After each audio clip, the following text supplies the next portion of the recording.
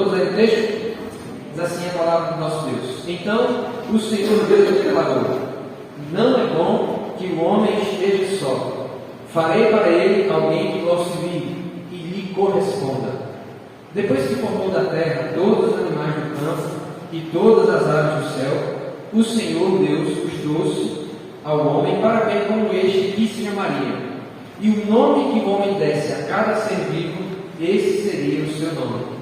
Assim, o homem deu nomes a todos os rebanhos domésticos, às aves do céu e a todos os animais selvagens. Todavia, não se encontrou para o homem alguém que o auxiliasse e lhe correspondesse. Então, o Senhor Deus fez o homem cair em profundo sono, e enquanto este dormia, tirou-lhe uma das costelas, fechando o lugar com carne. Com a costela que havia tirado do homem, o Senhor Deus fez uma mulher e a levou até ele. Disse então o homem: esta sim é osso dos meus ossos e carne da minha carne. Ela será chamada mulher, porque do homem foi tirada. Por essa razão, o homem deixará pai e mãe e se unirá à sua mulher, e eles se tornarão uma só carne. O homem e sua mulher viviam luz e não sentiam vergonha. Feche seus olhos. Jesus, nós estamos diante da tua palavra. Nós pedimos iluminação do Espírito Santo essa noite, para que possamos não apenas compreender, ó Deus, não apenas entender os detalhes desse texto, não apenas sair daqui dizendo eu aprendi um pouco mais sobre o livro de Gênesis, mas sairmos daqui, ó Deus, com uma percepção diferente a respeito da família, uma percepção, um entendimento diferente, Pai, a respeito do casamento, ó Deus, entendendo onde ele está pautado, entendendo qual é o propósito do casamento, qual é, ó Deus, o objetivo para o qual o Senhor criou essa instituição que é a mais antiga do mundo, a mais antiga da história.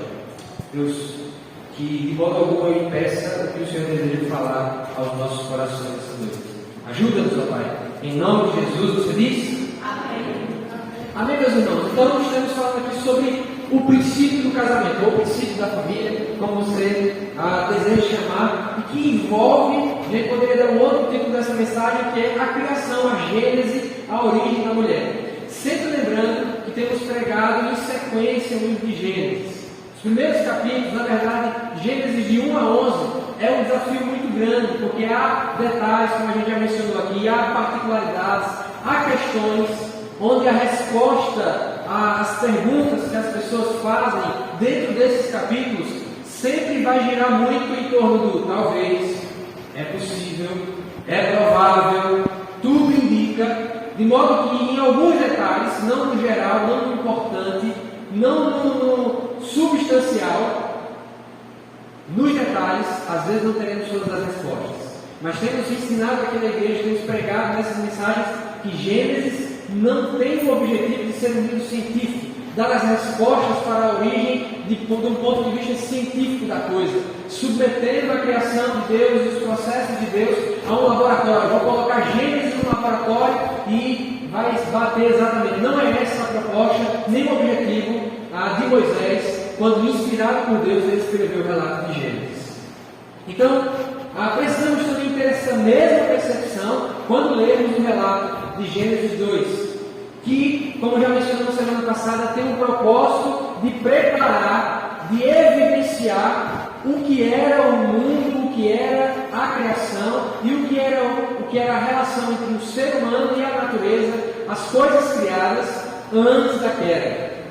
É mostrar qual era o estado original das coisas, para que todos aqueles que têm contato com esse texto possam entender a gravidade do pecado, o estrago que o pecado causou. Então, Gênesis 2 é uma antessala de Gênesis 3.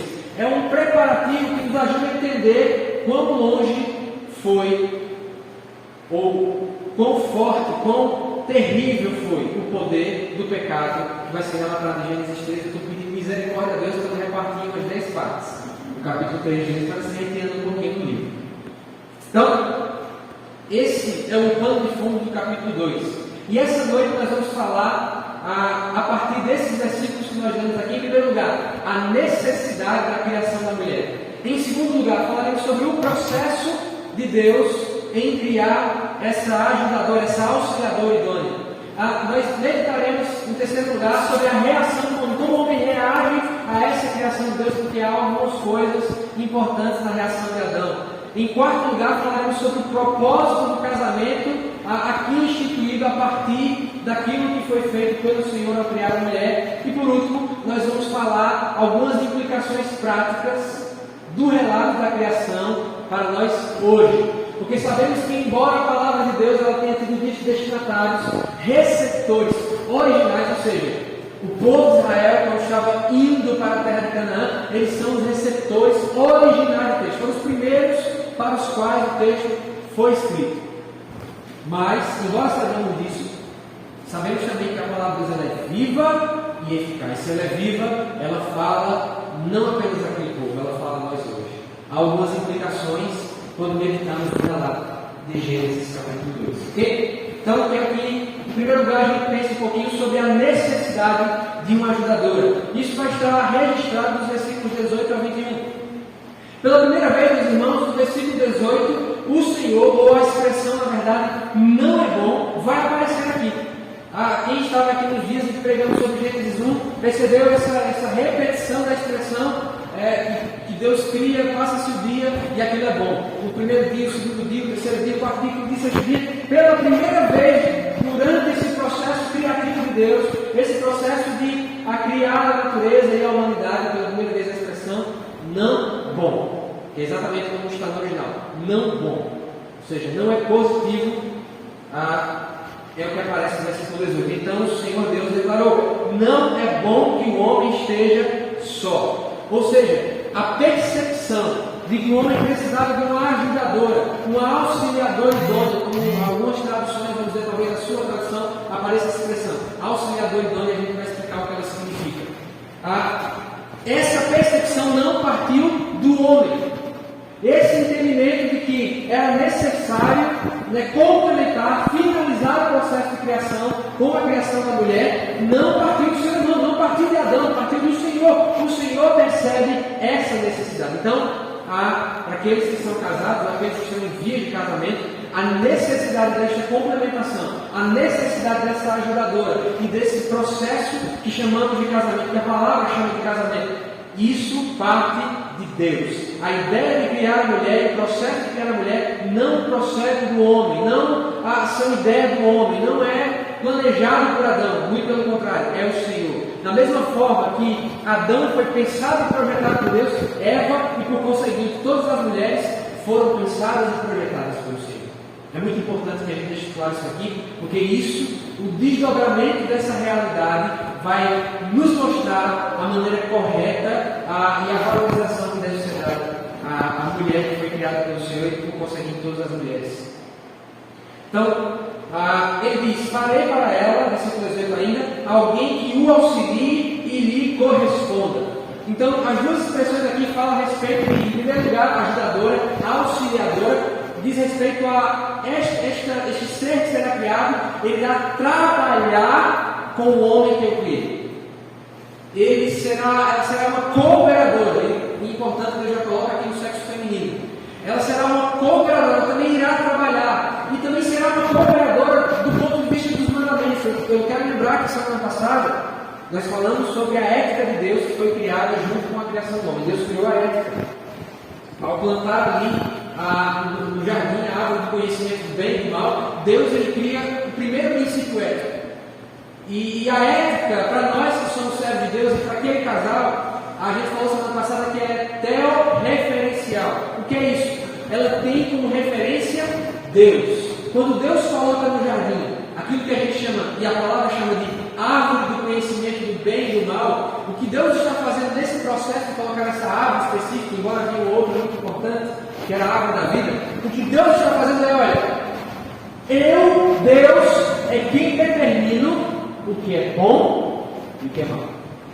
Falamos sobre isso. Da mesma forma, Deus é quem determina a necessidade do homem de ter um auxiliador, alguém que o ajude em suas tarefas. Porque, como falamos semana passada também, o homem foi criado para trabalhar. Trabalho não é maldição, trabalho não é fruto do pecado. Deus colocou o homem no jardim para cultivar, colocou os animais para nomeá-los, que a gente vai ver logo após. Então, o trabalho não é fruto do pecado. O trabalho foi amaldiçoado por causa do pecado, como a gente vai ver em Gênesis 3. Mas ele não é uma criação posterior àquela, ele é uma criação anterior àquela. O trabalho é bênção, o trabalho é propósito de Deus, Deus deseja que a gente trabalhe. E aí Deus, nesse processo de que o homem trabalha, ele precisa de uma cooperadora, alguém que o ajude, alguém que o auxilie, alguém que esteja com ele nesse mandato cultural. A gente usou essa expressão para esse dia também na criação, quando Deus diz, olha, domine o homem sobre os mares, sobre a terra, sobre os animais que se arrastam pela terra, os animais que voam no céu. Esse domínio a gente chama de mandato cultural. Deus criou o homem para ser o seu representante na terra, e quando ele diz, eu vou criar uma ajudadora, ele está dizendo, ela o ajudará nessa tarefa. Portanto, o mandato cultural, dominar sobre a criação, ser o mordomo da criação, é compartilhar. É para o homem e é para a mulher. E aí a outra expressão que é utilizada, além de auxiliar, ele corresponda, que é o que em algumas traduções ele seja idôneo. A expressão aqui ela tem muitos significados, mas basicamente fala de alguém que se olha no espelho. Correspondência. Ou seja, Deus está dizendo, este homem que eu criei precisa de alguém que seja como ele, que seja da mesma espécie que ele, que seja do mesmo modo criado como ele, a imagem e semelhança de Deus. Precisa de um igual, embora esse igual que eu vou falar sobre isso seja diferente. Ela é correspondente, ou seja, ela espelha o homem. Ela reflete igualmente a imagem e a semelhança de Deus, embora o processo de criação da mulher tenha sido diferente. Ela é auxiliadora, ela está posta pelo Senhor para auxiliar nesse trabalho que foi dado ao homem, inclusive de guardar o mandamento que foi dado. Mas ela também é correspondente, é semelhante ao homem.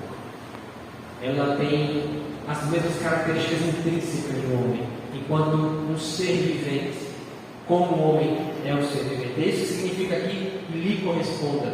O homem, ele vai ver essa mulher como que refletida a sua imagem no espelho e perceberá. Ela é igual a mim, como a gente vai ver no poema que Adão fez.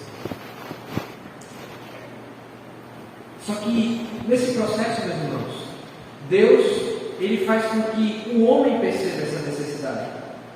Versículo 19. Depois que formou da terra todos os animais do campo e todas as aves do céu, o Senhor os trouxe ao homem para ver como este lhe chamaria.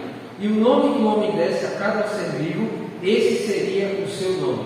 É claro, eu acho que você compreende aqui que não estamos falando do nome próprio, né? Deus trazia uma tartaruga e Adão, essa aqui é Zezinho.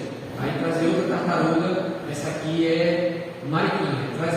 Não é disso que estamos falando. Né? A própria forma como o versículo 19 se apresenta, fala justamente a respeito de nomear as espécies. Então Deus dá ao homem essa tarefa de conceder nome às espécies, nome aos animais. Né? Imagina que trabalhão que Adão tinha de fazer esse processo taxonômico, né? Que a gente chama na ciência hoje, taxonomia, classificar as espécies. Esse tem essa característica, faz desse jeito, essa ave. Né? Estávamos no acampamento desse feriado, eu ficava só ouvindo o vento de toda vez que eu tentava olhar, sumia. Né? O vento só cantando, e isso eu acho que eles estavam brincando comigo. Quando eu olhava, sumia. Imagina Adão, né? Não sabemos se Deus, como de alguma forma fez também no processo da Arca de Noé, que a gente vai pregar sobre isso também, não sabemos se Deus trouxe esses animais, se ele utilizou dos anjos, não sabemos de que forma fez isso. Mas esses animais foram trazidos para que Adão concedesse o nome a eles. E aí imagina, Adão vendo cada casalzinho chegando, né, macho e fêmea de cada animal, e ele olhando assim, está muito bom para mim, né? Todo mundo com o seu parede e eu sozinho. Então, apesar de ser um propósito de Deus, Deus faz com que o homem perceba, tá, que é natural essa expectativa também para ele, que é natural também esse desejo para ele. Assim o homem, versículo 20, deu nomes a todos os rebanhos domésticos, está vendo? O processo de classificação, as aves do céu e a todos os animais selvagens.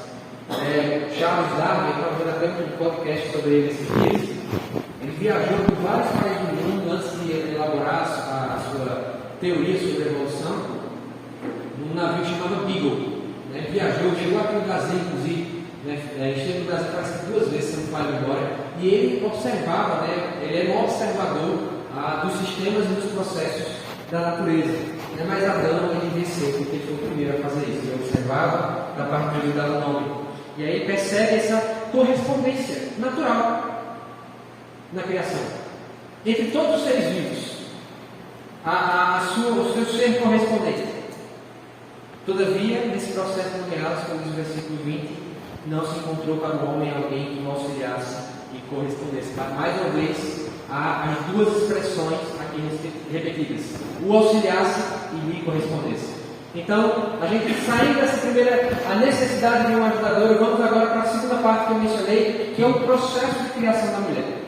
Versículo 21. Então o Senhor Deus fez o homem cair em sono profundo, e enquanto este dormia, tirou-lhe uma das costelas, fechando o lugar com carne. Com a costela que havia tirado do homem, o Senhor Deus fez uma mulher e a levou até ele.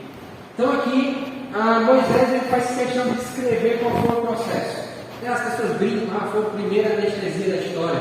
É bem provável que tenha sido um processo parecido, que tenha anestesiado o homem enquanto o Senhor removia essa costela. Talvez a tradução mais precisa seria lado. Algumas Bíblias traduzem como costela, mas o mais provável seja lado. Deus retirou alguma porção do lado do homem enquanto este caiu no sono profundo e fez, não 2, não 5, não 10, a gente vai falar sobre isso mais à frente, fez uma mulher, uma auxiliadora, uma correspondente, fechando o lugar com carne. Com a costela que havia tirado do homem, o Senhor Deus fez uma mulher e a levou até ele. Então a mulher se torna, meus irmãos, o último ser de toda a criação. Por isso que as irmãs, às vezes até com alguma razão, elas dizem: o homem foi o rascunho e nós somos a obra completa.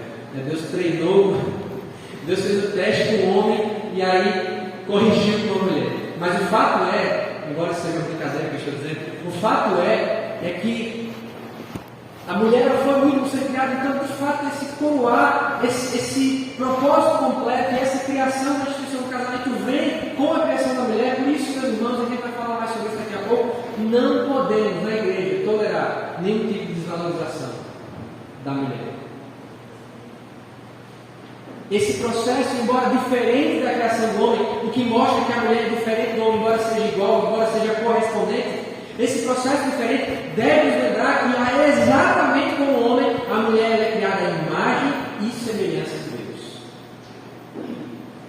E curioso que, diferente do homem, que foi criado no pó da terra, do campo, Deus cria a partir do que havia feito no homem. Ele cria a mulher. Uma forma poética que as pessoas interpretam, uma forma alegórica, que vem lá de Agostinho. Agostinho ele dizia que Deus criou a mulher do lado do homem, não criou mais acima para que ela não dominasse sobre ele, não criou abaixo para que o homem não dominasse sobre ela, mas criou do lado para que ele estivesse sob a sua proteção e perto do seu coração. Não é essa a interpretação do texto, embora seja uma forma muito bonita e poética de enxergar isso. Mas cuidado, significa isso. Não é que significa isso, mas essa alegoria que foi criada pelo Agostinho de Hipona, ela reflete muito o propósito da criação da mulher. Ela reflete muito esse relacionamento criado pelo Senhor ao criar a mulher entre Adão e Eva, entre marido e mulher. Reflete de forma muito bela esse relacionamento, embora não seja, como eu já disse, a interpretação desse texto. Não é exatamente por isso. Foi apenas a vontade do Senhor, mas obviamente que isso não impede a gente de olhar para a beleza que ali se tratar de forma poética, fecha esse lugar com carne. Com a costela que havia tirado do homem, o Senhor Deus fez uma mulher e a levou até ele, apresenta. Então, a primeira vez que ele tem contato, o homem, como a gente vai ver na reação desse quarto lugar, a reação do homem à mulher. Ao observar esse ser criado, essa mulher que foi criada pelo Senhor. Ele diz, versículo 23, disse então o homem: esta sim, algumas traduções não refletem isso, mas a expressão aqui no original é como se fosse, você está na expectativa de algo, você está esperando que uma visita chegue, alguém toca a campainha, não é aquela pessoa. Outra pessoa toca a campainha, não é aquela pessoa. Passa o carro na rua, você pode ver se é aquela pessoa, não é. E aí quando chega aquela pessoa, vai aquela sensação: agora sim! É mais ou menos isso quando Adão faz assim. Esta sim. A NTLH foi muito feliz nessa situação, porque ele diz exatamente dessa forma. Agora sim, porque em toda a criação não havia correspondente para o homem. Não havia semelhante ao homem. Isso por si só é importante a gente lembrar. Lembra que a gente tem falado que Gênesis foi escrito no contexto em que a nação de Israel estava cercada de povos idólatras, povos que tinham outras práticas, outros costumes, inclusive a respeito da ética sexual, inclusive a respeito da vida sexual.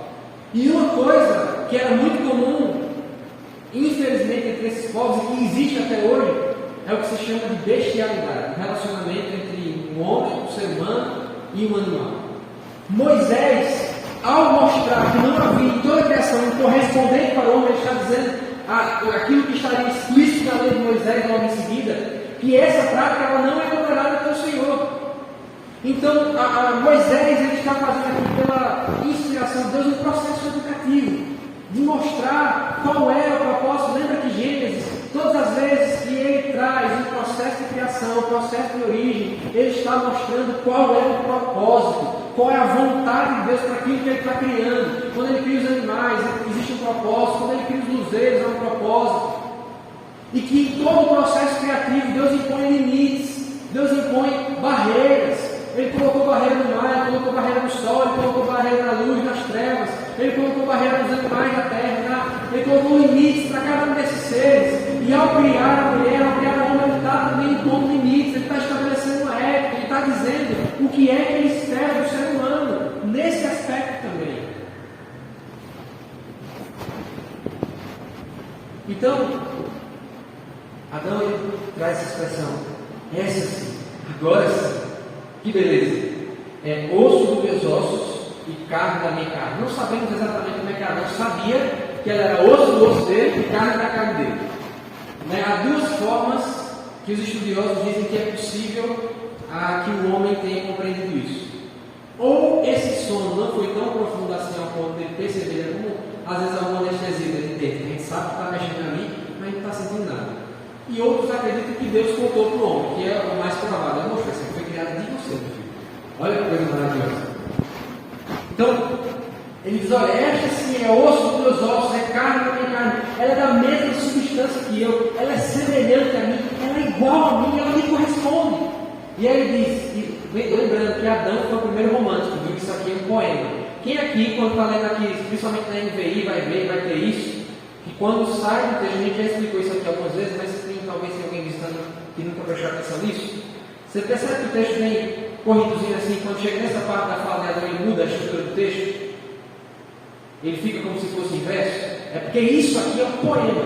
Adão foi o primeiro romântico. Ele viu a mulher, já bateu um romance, já fez uma música para ela, já compôs um poema, né? E nesse poema ele faz um jogo de palavras que não faz muito sentido para a gente no português, né? Ela será chamada mulher, porque do homem foi tirada, mas no hebraico faz muito sentido. Porque a palavra homem, no hebraico é ish. Você vai aprender duas palavras em hebraico hoje. A palavra homem no hebraico é ish. Não é vish, nem ish, é ish. Diga assim, ish. Ish é homem no hebraico. E a mulher, o nome mulher é Ishá. Diga aí, Ishá. Então, Adão ele faz um jogo de palavras aqui no hebraico e ele dá o nome à mulher, junto com Deus. Então, ela será chamada Ishá, porque do Ish foi retirado. Então, eles estão conectados, eles estão ligados, eles estão unidos. Então, por fim, meus irmãos, versículos 24 e 25, depois dessa canção, desse poema, depois de saber que Adão foi o primeiro romântico, por essa razão, Moisés vai dizer, eu quero que você imagine agora Moisés falando para o povo de Israel, registrando para o povo de Israel esse relato. É como agora ele estivesse falando para o povo de Israel. Veja só. Por esta razão, o homem deixará pai e mãe e se unirá à sua mulher, e eles se tornarão uma só carne. Lembra que a gente falou sobre a ética sexual dos povos vizinhos de Israel, cananeus, egípcios, mesopotâmicos, que era uma ética que não refletia esses valores? Deus está trazendo aqui, um sumo da ética que ele espera para o casamento. Ele diz, por esta razão, ou seja, por causa desse processo, como se o exército tivesse imposto, olha, vocês que estão acostumados, passaram 400 anos do Egito, vendo todo tipo de bagaceira nessa área, todo tipo de comportamento. Entendam agora, por esta razão, o homem deixará o pai e a mãe, fala sobre esse processo natural que acontece, e se unirá. Aqui o unirá fala a respeito de uma conexão. E daí que nós tiramos o entendimento de que o casamento, meus irmãos, ele é uma aliança. É uma união aqui tal que você não consegue mais identificar quem é um e quem é outro. É isso que significa esta união que está sendo representada aqui. E eles se tornarão uma só carne. Por isso que o apóstolo Paulo vai dizer aquele que se prostitui, ele está se tornando um com essa pessoa. Então, Deus ele está, através de Moisés, estabelecendo esta ética, que o casamento ele é uma união, não é uma ligação, que acontece de tal forma que aquilo fica indivisível. Não é mais a cultura da casa do homem, não é mais a cultura da casa que a mulher foi criada, é a cultura que será construída pelo Deus. Esta união gerará algo novo. O casamento, tal como criado por Deus, tem um potencial, meus irmãos, de criar algo novo, de produzir coisas novas. O casamento é uma aliança, é uma união que produz e tem resultados diferentes. Embora milhões de casamentos são feitos a todo tempo, nenhum casamento é igual ao outro, porque forma uma coisa nova, é uma união. Eles se tornam uma só carne, um só propósito, uma só direção, uma só perspectiva, um só objetivo, uma só vontade. De modo que aqui está o propósito de Deus para o casamento. E é por isso que o Senhor Jesus disse, no princípio não era assim, porque no princípio era desse jeito aqui, falando sobre o divórcio. Por essa razão, o homem deixará pai e mãe, se unirá a sua mulher e eles se tornarão uma só carne. Nesses dias tem sido muito difícil esse processo. Seja quando as pessoas se casam muito jovens, seja quando as pessoas se casam já com um pouco mais de idade, porque quando casam muito jovem, às vezes as intervenções, as ingerências dos pais de um, dos pais de outro, elas acabam por atrapalhar esse processo, e às vezes, quando se casam já com certa a carreira de vida, de trajetória como indivíduo, homem e mulher, eles têm dificuldade de se tornar um só. É um desafio, meus irmãos. Nós precisamos orar pelos casamentos. Nós precisamos orar pelos casamentos que já estão aliançados no Senhor e aqueles que virão, para que essa compreensão se estabeleça no nosso meio como igreja. Sabe por quê? E aqui é importante a gente falar isso até por causa das aplicações que nós vamos fazer logo em seguida. Essa ética é para o povo de Deus. Não espere isso aqui de quem não é povo de Deus. Não ache que quem não é povo de Deus vai achar que isso é norma, que isso é padrão.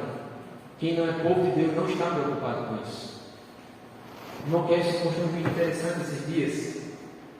E até tocou em algo que eu fiz durante esses dias. Falei sobre alguma coisa que tinha visto no carnaval, comentei com alguém. Sobre como a gente gasta energia se preocupando com o que os ímpios fazem, com o que aqueles crentes fazem. Aí, o que fizeram no carnaval, o que a escola de samba fez. A gente fica dando ibope às vezes nas coisas. Eu já fiz isso muitas vezes, estou falando de mim. Já fiz isso muitas vezes. Que absurdo! O que a gente vai esperar quem não crê? Será que é uma energia bem empregada? Só uma reflexão aqui, entre aspas. Então, esta ética aqui, esta visão sobre o casamento, este olhar sobre o casamento, não espere quem não crê isso. Quem não crê está como os povos ao redor de Israel estavam. Pode tudo, vale tudo, mas aqueles que querem servir ao Senhor precisam entender a ética do Senhor, precisam entender a expectativa do Senhor, a expectativa de Deus é essa.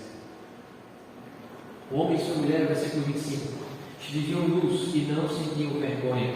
Vergonha aqui em Gênesis, especialmente nos primeiros capítulos, como vai aparecer no capítulo 3, diz respeito à culpa, senso de culpa pelo pecado que me impede de estar na presença de uma outra pessoa, especialmente na presença de Deus. Então, o fato da nudez aqui não implica em dizer que eles não percebiam que estavam nus, não sabiam que estavam nus, mas quer dizer que eles encaravam isso como inocência. E o que Moisés estabelece, inspirado por Deus a partir daqui, é que a nudez é algo, em primeiro lugar, para o casamento, e algo que era do tempo da inocência antes da queda. Então, para hoje, no mundo em desenho do pecado, modesto no vestuário, homens e mulheres que servem ao Senhor devem ser vistos de forma a não expor aquilo que só deve ser exposto dentro do ambiente do casamento. Então, por fim, meus irmãos, eu quero trazer aqui algumas implicações bem rapidamente de todo esse relato aqui. Eu quero aplicar isso. Em primeiro lugar, o relato de Gênesis ele precisa, meus irmãos, ser olhado, e esse relato da criação específico das dores da mulher e por consequência do casamento, ele precisa ser olhado como história. Há uma ação massiva, até dentro da igreja, para que as pessoas deixem de enxergar Gênesis, o relato da criação, como não sendo literal. Isso é uma história, isso é uma alegoria, isso é uma ilustração. E há muito tempo, até dentro da igreja, pessoas têm tentado esvaziar o significado, esvaziar o sentido de Gênesis e transformar em uma alegoria, transformar em histórias educativas. O problema é que o restante da Escritura não encara Gênesis como se fosse uma alegoria. O apóstolo Paulo fala: em Adão nós morremos, em Cristo fomos vivificados. Ou seja, Paulo trata Adão como representante histórico e legítimo da humanidade. Se nós deixarmos de interpretar Gênesis como literal, histórico e factível, como fato, muitas outras coisas da Escritura estão totalmente comprometidas. A noção de pecado está comprometida, a noção de redenção está comprometida, a noção de sacrifício de Cristo está comprometida, expiação, redenção, tudo isso compromete. A gente sabe, isso é uma historinha, tudo isso fica comprometido. Precisamos estabelecer em nosso coração que este é um relato histórico, não é uma história, não, uma história, né, na verdade, não é uma alegoria, não é uma história, não é uma ilustração, não é um poema, não é nada disso. Aconteceu de fato. Precisamos olhar para esse texto, né, recebê-lo com fé, embora não saibamos explicar todos os detalhes, nem por isso o que acabamos de ler aqui, o restante de tudo que leremos em Gênesis não é verdade, é fato, é verdade de Deus. Amém? Amém? Amém. Segunda coisa, meus irmãos, fica muito claro no texto que o casamento, tal como criado por Deus, e já falei aqui, não espere que tenha a ética de Deus quem não serve a Deus. Mas o casamento, como criado por Deus, ele é heterossexual e ele é monogâmico. Não encontramos respaldo na Escritura da origem até passando pelo restante da Escritura para as uniões homoafetivas. Isso não quer dizer que você vai sair por aí xingando quem é homossexual. Isso não quer dizer que você vai sair por aí falando textos soltos, sem amar as pessoas, sem pregar o Evangelho por completo. Mas precisamos deixar muito claro isso. A Igreja de Nazaré, inclusive, como instituição, ela não celebra uniões entre pessoas do mesmo sexo. Mas ele é monogâmico também. O casamento foi criado para ser monogâmico. Um homem, uma mulher. Você viu aqui, né? Aí as pessoas dizem, como as pessoas falam: mas Jacó, mas Abraão era homem de Deus, não sei quem era homem de Deus, fulano era homem de Deus. Perceba, a origem do casamento está em Abraão? Não. A origem do casamento está em Jacó? Não. A origem do casamento está em todos os personagens da Bíblia do Antigo Testamento que eram poligâmicos? Não. A origem está aqui. Não confunda aquilo que a Bíblia relata com aquilo que a Bíblia e o Senhor aprovam. Não confunda aquilo que os homens de Deus fazem, nem achem. Confundir no sentido de achar que porque ele era homem de Deus, porque ele era servo do Senhor, você está bem. Deus não criou poligamia. Deus não projetou poligamia. A proposta do casamento, a ética sexual do casamento criado por Deus é a monogamia. Nossa biologia, em terceiro lugar, nos determina enquanto indivíduos. Deus cria homem e mulher iguais, mas com características fisiológicas, características como indivíduos diferentes. E todos nós conhecemos o que é chamado por aí de teoria de gênero. Alguns chamam de ideologia de gênero, mas o nome mais preciso é teoria de gênero, que implica basicamente em dizer, como você já deve ter visto em muitos conteúdos, vídeos, internet, coisas desse tipo, que uma pessoa, um indivíduo, ele não precisa necessariamente, o gênero dele, não precisa necessariamente se identificar com o seu sexo biológico. Isso é, bem resumidamente, a teoria de gênero, que faz com que, embora existam, nessa percepção, embora existam dois sexos, existam vários gêneros, catalogados inclusive, que até o pessoal do movimento se confunde. Existem apenas dois gêneros, apenas dois sexos biológicos. E Deus está deixando muito claro isso aqui, e a gente já falou semana atrás disso, que no processo de criação, quando Deus cria os animais, quando Deus cria o homem, lembra que a gente falou lá na criação de Adão, que ele soprou o fôlego de vida em Adão, ele se tornou um ser vivente, e que esse ser vivente é literalmente alma.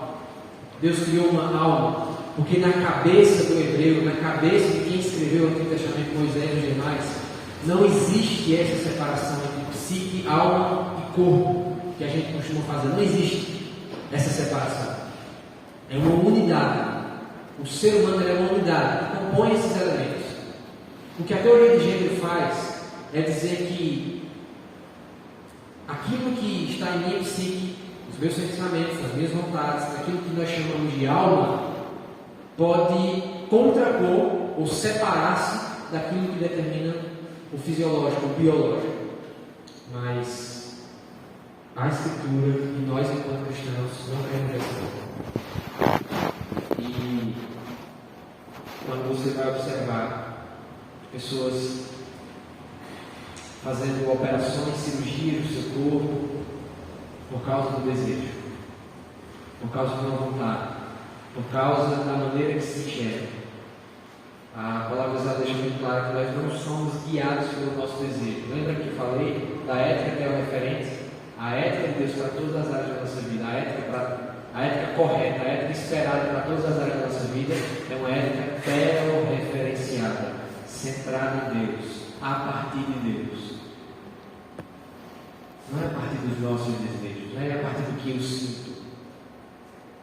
Veja que João escreve, por exemplo, falando sobre outro assunto, lá em 1 João. Ele diz que esse amor de Deus, ele nos constrange, ele nos mantém firmes diante do nosso coração, quando o nosso coração nos confunde. E ele diz, porque Deus é maior do que o nosso coração. Deus é maior do que a gente sente. Deus é maior do que os nossos desejos.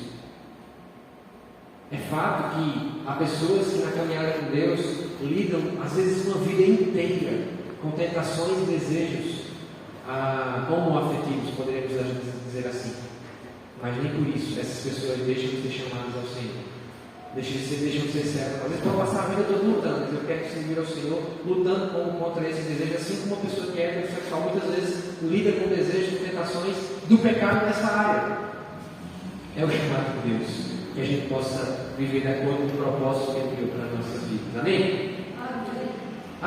Meus irmãos, em quarto lugar, visões machistas ou feministas de mundo não coadunam com a palavra de Deus. Nós sabemos que no mundo em que nós vivemos há radicalismos de um lado e do outro. Mas se você compreendeu hoje o propósito de Deus ao criar homem e mulher, e especialmente na criação da mulher, que foi o relato que nós vemos hoje, como idônea, como correspondente, como também detentora da imagem e semelhança de Deus, visões que colocam predomínio de um sobre o outro, elas não estão de acordo com a palavra de Deus. A igreja, o povo de Deus, não é nem machista e nem feminista. Com toda a radicalidade que essas expressões abarcam dentro delas. Nós não enfatizamos uma visão do mundo onde o homem ele é idolatrado. Nós não enfatizamos uma visão do mundo onde a mulher é idolatrada. Precisamos ter cuidado com isso. Tem gente que, para fugir do machismo, começa a caminhar com teses de cunho feminista. Tem mulher, tem pessoas, tem até cristãos que para fugir do feminismo acabam abraçando ideias que não tem nada a ver com o propósito da criação. E abraçam aquilo que a percepções políticas trazem. Mais uma implicação: o casamento e o celibato podem glorificar a Deus. Talvez alguém lê esse relato aqui, rapaz, eu estou frito. Se o pessoal que é jovem, que casou ainda, né? Rapaz, se não casado, eu estou frito, né? Porque o propósito de Deus não. Mas nós temos na palavra do Senhor a história de pessoas. Em primeiro lugar, o próprio Senhor Jesus, ao falar sobre o divórcio, né? Jesus deu aquela. Olha, Moisés ele deixou isso por causa da dureza do coração de vocês. Mas no princípio, aí remete aqui para o texto.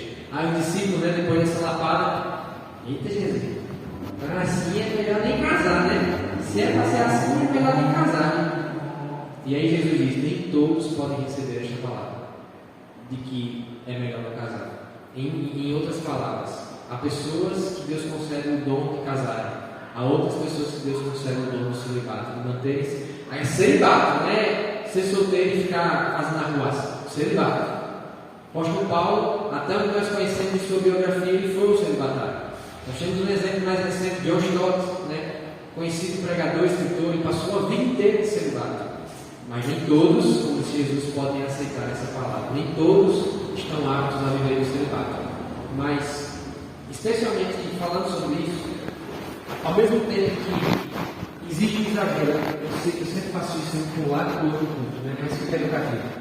Ao mesmo tempo em que existe um exagero de desvalorizar o casamento, de fazer o casamento a pior coisa do mundo, às vezes até dentro da igreja, vai viver a vida, vai, né, curtir, vai aproveitar. Tem gente dentro da igreja que diz: rapaz, casar com 22 anos, como foi o meu caso, né? Casou com 22 anos, quase 23, né? Tem pessoas aqui na igreja que casaram jovens.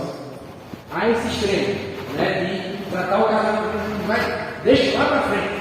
Pega, né, compra 5 carros, 10 casas, né, estabiliza, e o estabiliza aqui é um salário de 50 mil reais de cada um, né, deixa chegar nesse patamar, cara. Tem gente que exagera, posterga, coloca lá para frente. Tem realidades em que os jovens, os adolescentes, às vezes os adolescentes, são colocados numa pressão tal a respeito do assunto casamento, que parece que vai. Tem que casar. Qual a sua idade? 17. Casou não, pronto. Estou 1 ano não ser casado. Nós precisamos fugir desses extremos, tendo essa visão correta. E talvez, no nosso meio, Deus tenha chamado pessoas para receber delas, para que elas recebam o dom do casamento, e pessoas que talvez no nosso meio receberão o dom do celibato. E esses extremos não vão ajudar ninguém a identificar qual é a vontade de Deus nessa área. Mais uma coisa, meus irmãos: o casamento ele não é uma convenção social. O casamento é uma frase eu até mencionei isso em um casamento, inclusive. Há uma frase dele: eu sou apaixonado por Machado de Assis. Uma das minhas primeiras leituras na vida foi Machado de Assis. Mas Machado de Assis disse uma besteira uma vez. Ele disse que Deus criou a fé e o amor, e o diabo, com inveja, criou o casamento e a religião. Veja só. Aí já está todo mundo estudando o culto e a gente vai dar uma chulinha em Machado de Assis. Porque ele estava muito enganado, porque religião, fé, casamento e amor são todas criações de Deus. Todas essas coisas são criações de Deus. Mas é importante a gente falar sobre isso, porque nós, como igreja, a gente precisa deixar muito claro para todos aqueles que chegam, para os que já estão, para as pessoas de fora que perguntam: o casamento ele é mais do que uma convenção social. Ele é mais do que um contrato. Ele é mais do que um papel que a gente assina lá, comunhão de bens, como é, separação, como é, como não é. Ele é mais do que uma festa que a gente faz para as pessoas, na nossa família, seja quem faz, seja quem não faz. Não, o casamento ele é criação de Deus, meus irmãos. Ele é propósito de Deus, ele é projeto, mas ele foi planejado pelo Senhor. A gente não valoriza, defende, combate com unhas e dentes o casamento. Não é porque a gente acha. Não é porque a igreja quer empurrar de goela abaixo o casamento, não é monogâmico, é heterossexual. Não. Foi porque Deus criou dessa forma. Foi porque esse é o propósito e o projeto inicial de Deus.